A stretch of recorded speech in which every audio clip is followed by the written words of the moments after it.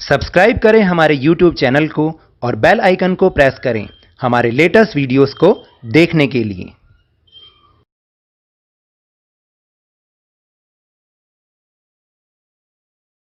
Hello and welcome to Lavneesh Sir की class. This is Directorate of Education GNCT of Delhi's worksheet number 26, and it is only for class 6 students. It has taken from the subject science, and we will learn and understand the chapter the living organisms and their surroundings. And in this chapter we'll also discuss the topic characteristics of the living beings in this worksheet.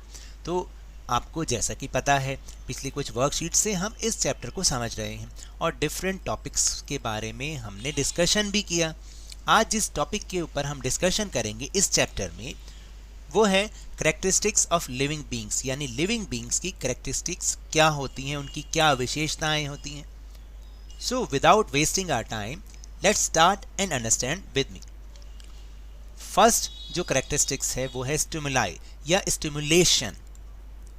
All living beings respond immediately to sudden changes. These changes that make us respond to them are called stimuli. देखिए जितने भी living beings हैं सब के सब एकदम जो अचानक चेंज होता है उसके प्रति अपना रिस्पॉन्ड जरूर करते हैं और एकदम करते हैं, क्योंकि ये चेंज जैसे जो चेंज होता है और उस पर जो रिस्पॉन्ड हम करते हैं उसको हम स्टिमुलेशन कहते हैं या स्टिमुलाई कहते हैं। For example, when all of a sudden light flashes, animal or human beings respond according to their situation. तो देखिए फॉर एग्जाम्पल क्या है कि जैसे ही एकदम बहुत तेज लाइट फ्लैश होती है तो एनिमल या ह्यूमन बींग्स दोनों ही अपनी अपनी सिचुएशन के अकॉर्डिंग रिस्पॉन्ड करते हैं। क्या आपके साथ ऐसा नहीं होता? आप कि आगे एकदम अचानक कोई तेज़ लाइट का सोर्स आ जाए तो आप अपनी आंखें बंद कर लेंगे, या अगर आपकी आंखें बंद भी हैं और फिर भी कोई एक तेज़ लाइट का सोर्स आपकी आंखों के आगे पड़ता है तो आप अपनी आंखों को और ज़्यादा उसको सिकोड़ लेते हैं। ऐसा होता है ना? So let's exercise question, what happens to cockroaches when we switch on the light in the kitchen. तो देखिए बताइए कॉकरोचेस के साथ क्या होता है जब जैसे ही हम रात को एकदम लाइट स्विच ऑन कर देते हैं किचन के अंदर, तो क्या उनका रिस्पॉन्ड हो सकता है? The cockroaches respond to light flash and will start hiding in holes. क्या करते हैं? जैसे ही लाइट ऑन होती है वो जो छोटे छोटे होल्स होते हैं उनमें छिपना शुरू कर देते हैं। ऐसा ही होता है ना? तो इसका मतलब दे रिस्पॉन्ड। तो जितने भी लिविंग बींग्स हैं उनका जो फर्स्ट कैरेक्टरिस्टिक्स हमारे सामने आई, they respond. Second characteristics, do living organism excrete. क्या जो लिविंग ऑर्गेनिज्म हैं वो एक्सक्रीट करते हैं, यानी कुछ चीज़ जो अपने बॉडी से बाहर निकालते हैं? All living beings eat food but a very small part of that food is observed in the body. देखिए जो भी लिविंग बींग्स हैं, सारे लिविंग बींग्स खाना खाते हैं, सब भोजन करते हैं और उस भोजन का बहुत थोड़ा ही पार्ट वो अपनी बॉडी के अंदर एब्जॉर्व करते हैं, and the rest is removed from the body. और जो बाकी बचा हुआ होता है वो अपनी बॉडी से बाहर निकाल देते हैं। This process of removal of non required components of food from the body is called excretion. तो ये प्रक्रिया जिसमें कि जो हम ऐसे कंपोनेंट ऑफ फूड जो हमारी बॉडी को जिसकी ज़रूरत नहीं है तो उसको बाहर निकालने की प्रक्रिया को एक्सक्रीशन कहते हैं। क्या कहते हैं? एक्सक्रीशन। याद रखिएगा, एक्सक्रीशन। तो सेकंड कैरेक्टरिस्टिक्स आ गई, दे excrete. Now third characteristics, do all living beings reproduce their own kind. क्या जितने भी लिविंग बींग्स हैं वो अपने ही जैसों को रिप्रोड्यूस करते हैं, जन्म देते हैं? All living beings reproduce young ones like them. जितने भी लिविंग बींग्स हैं वो अपने जैसे छोटों को जन्म देते हैं, रिप्रोड्यूस करते हैं, प्रजनन करते हैं। The mode of the reproduction is different in animal and plants. देखिए एनिमल और प्लांट में रिप्रोडक्शन का जो मोड है, तरीका है, वो अलग अलग हो सकता है। In animals some of them give birth to their offspring and some lay eggs. तो एनिमल्स में क्या होता है, कुछ तो अपने ही जैसे बच्चों को जन्म देते हैं और कुछ अंडे देते हैं। For example birds lay eggs, जो चिड़िया होती हैं, पक्षी होते हैं, वो एग्स देते हैं।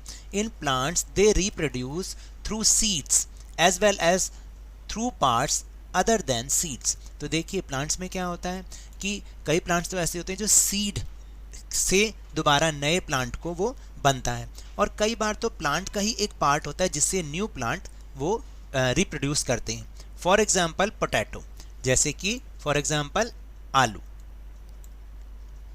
तो थर्ड कैरेक्टरिस्टिक्स हो गई दे रिप्रोड्यूस। 3 कैरेक्टरिस्टिक्स हो गई हैं। पहला कौन सा था? They respond, they excrete, they reproduce. अब फोर्थ देखते हैं, बट फोर्थ देखने से पहले हम एक एक्सरसाइज कर लेते हैं। Question, name 3 living organism each who lay eggs and who give birth to their offspring.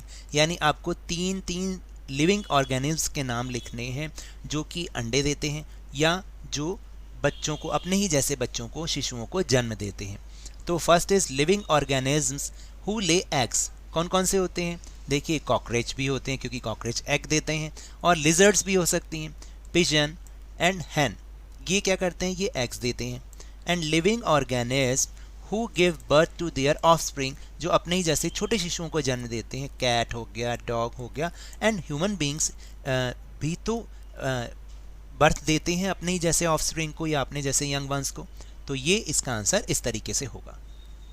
So now let's move on another characteristics of living organisms. Is movement required by all living things? क्या सभी living things movement भी करती हैं? उनके लिए movement करना जरूरी है? Most of the living beings move from one place to another and also show other body movements. देखिए जो ज़्यादातर लिविंग बींग्स हैं वो एक प्लेस से दूसरे प्लेस पर जाते हैं और अपनी बॉडी मूवमेंट्स को वो दिखाते हैं। Plants are generally anchored in soil, so they do not move from one place to another, but various substances like water and minerals move from one part of the plant to other। तो देखिए जो plants होते हैं वो तो soil के अंदर anchored होते हैं, यानी जकड़े रहते हैं, लेकिन वो एक स्थान से दूसरे स्थान पे मूव नहीं करते। हाँ, बहुत सारी चीज़ें ऐसी हैं जैसे वाटर और मिनरल्स, वो उसके एक पार्ट से दूसरे पार्ट में मूव करती रहती हैं। तो इसका मतलब जो लिविंग बींग्स हैं वो मूवमेंट करते हैं। तो ये लास्ट इनकी कैरेक्टरिस्टिक्स है, दे मूव।